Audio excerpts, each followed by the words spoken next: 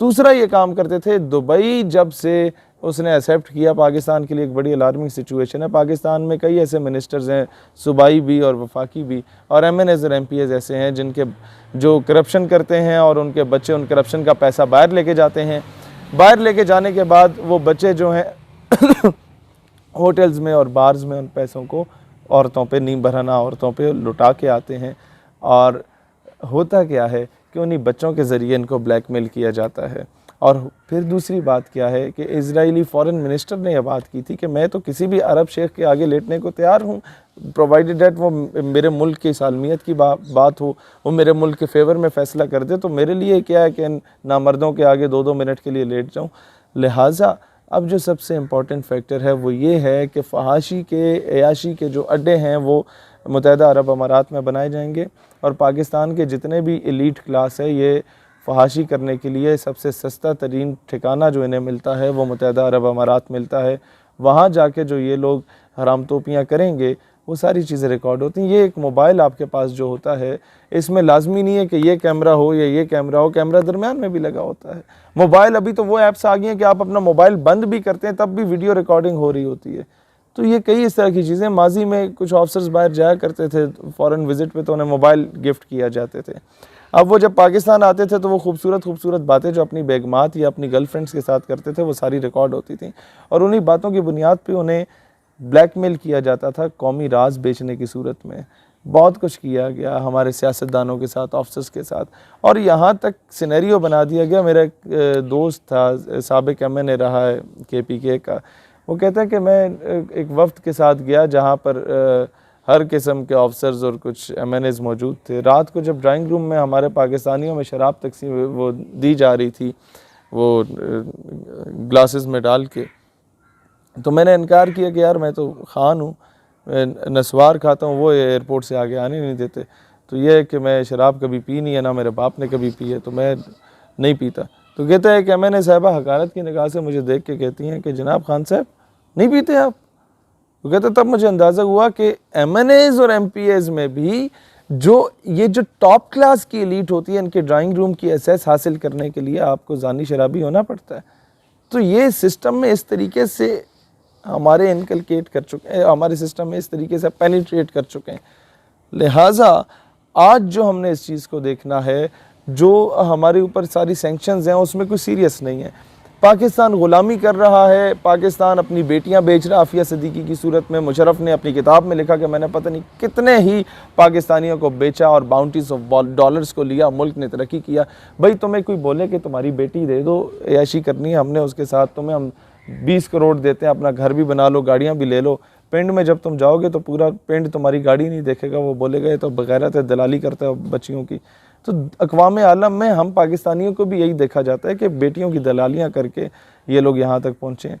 लिहाजा दुनिया में अपनी इज़्ज़त और वक़ार बरकरार रखना है तो उसका एक ही तरीका है कि ये कर्ज़े उठा के मगरब के मुँह पे मारे जाएँ, और उसके लिए आपके पास ना फैक्ट्रीज़ हैं, ना मिल्स हैं, ना इंडस्ट्रीज़ हैं। एक ही तरीका है कि कौम से चंदा मांगें।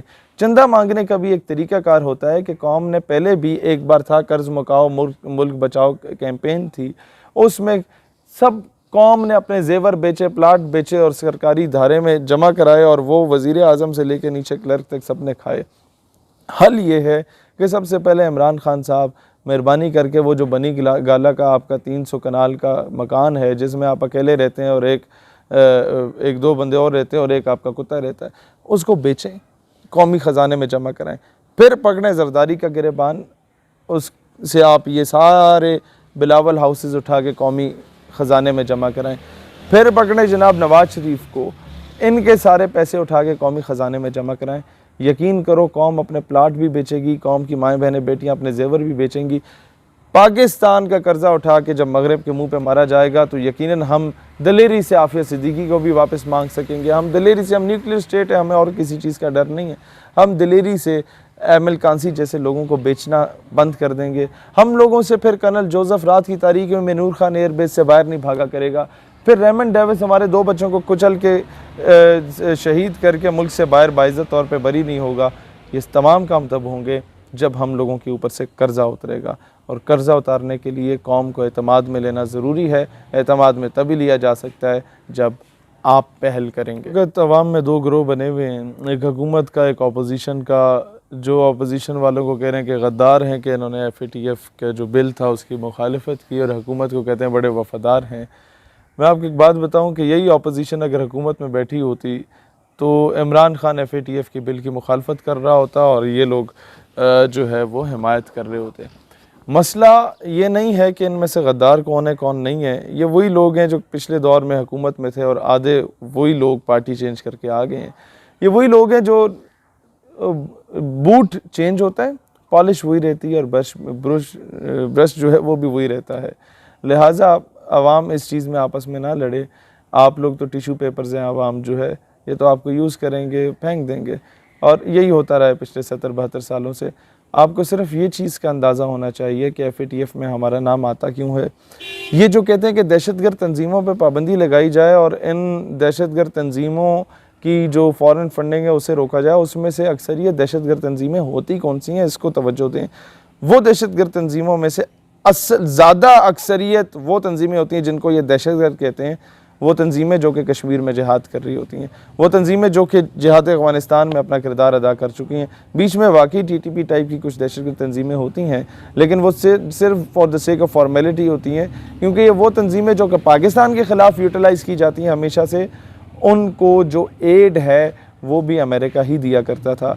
और आई स्टिल रिमेंबर जब भी फ़ौज और तालिबान के आपस में मुज़ाकरात हो रहे होते थे कि पाकिस्तान में अमन आ जाए, ये बंदे के पुत्र बन के रहें, और पाकिस्तान में जो collateral damage with in Pakistan होता था, सिविलियन भी शहीद हो रहा है, फ़ौजी भी शहीद हो रहा है, ट्राइबल एरियाज़ का बंदा भी शहीद हो रहा है, जब भी मुज़ाकरात कामयाबी के करीब होते थे तो ये अमरीकी हरामजादे जो होते थे ड्रोन स्ट्राइक करके तालिबान कमांडर को मार दिया करते थे TTP के, और फिर ये दंगे फसाद शुरू हो जाते थे।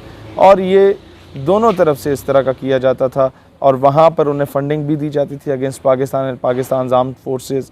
और तीसरी बात ये की जाती थी, अब ये इनका तरीक़ाकार क्या होता है? तरीक़ाकार इनका ये होता है कि एक दौर में सिंधियों को और MQM वालों को बड़ा लड़वाया जाता था, हैदराबाद से लेकर कराची तक। इन्होंने रॉ ने और CIA ने, पाकिस्तान क्योंकि it's the only nuclear state, तो इन लोगों ने इस्तेमाल किया, कुछ लोगों को ख़रीदा, स्नाइपर्स की प्रॉपर तैयारियां करा के पाकिस्तान में भेजा गया, या उन लोगों को, पाकिस्तानियों को ही, कुछ को गद्दारों को पकड़ के करते क्या थे कि दिन को ये मारते थे 2 सिंधी और रात को मारते थे 2 महाजिर, और ये जो हैं आपस में लड़ना शुरू हो जाते थे। इसी तरीके से एक धमाका इमाम बारगाह में करते थे, दूसरा धमाका किसी मदरसे में करते थे, और पूरा शहर जो है वो फ़िरका वाराना फसादात की लपेट में आता था। इस वक्त भी कुछ ऐसे 3rd क्लास किस्म के इन लोगों ने वो क्या कहते हैं किराए के लोग ख़रीदे हुए हैं, जिनका काम सिर्फ ये होता था उन वलदुल हराम का कि वो आके सहाबा कराम की शान में गुस्ताखी कर लेंगे, या वो आके अहले बैत की शान में गुस्ताखी कर लेंगे, और उसके बाद पूरा मुल्क जो है वो फ़िरका वाराना फसादात की लपेट में आ जाएगा।